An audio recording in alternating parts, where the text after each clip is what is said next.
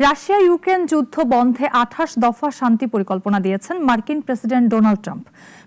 বিশ্লেষকরা মনে করেন এই পরিকল্পনায় রাশিয়ার চাওয়া প্রায় সবই পূরণ হবে আর কোণঠাসা হবে ইউক্রেন। তবে ট্রাম্প বলছেন এটি চূড়ান্ত নয়, তবে কিয়েভকে দ্রুত সিদ্ধান্ত জানাতে হবে। রাশিয়া ইউক্রেন যুদ্ধ ৩ বছরের বেশি সময় ধরে চলছে।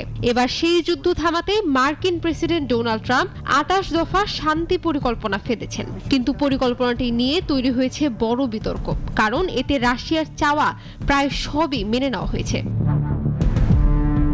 ট্রাম্পের পরিকল্পনা কার্যকর হলে রাশিয়ার ৩টি প্রধান লক্ষ্য পূরণ হবে। প্রথমত, ইউক্রেনকে সাংবিধানিকভাবে অঙ্গীকার করতে হবে তারা ন্যাটোতে যোগ দেবে না।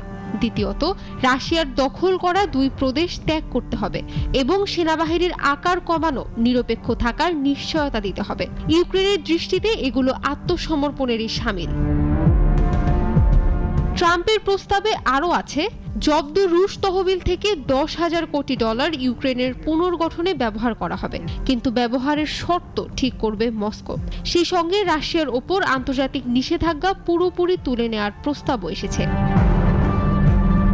ট্রাম্প বলেছেন এটি তার চূড়ান্ত প্রস্তাব নয়, তবে কিয়েভকে দ্রুত সিদ্ধান্ত জানাতে হবে। মানতে না চাইলে প্রেসিডেন্ট জেলেনস্কি তার মতো যুদ্ধ চালাতে পারেন, এমন মন্তব্য এসেছে ট্রাম্পের মুখে।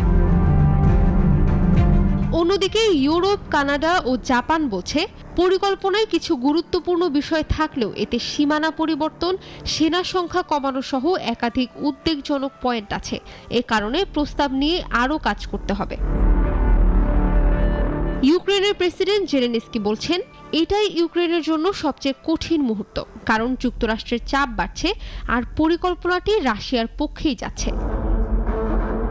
মার্কিন ভাইস প্রেসিডেন্ট জেডি ভ্যান্স মনে করেন আরও অস্ত্র বা টাকা দিলেই ইউক্রেন জিতবে, এটা এক অলীক কল্পনা।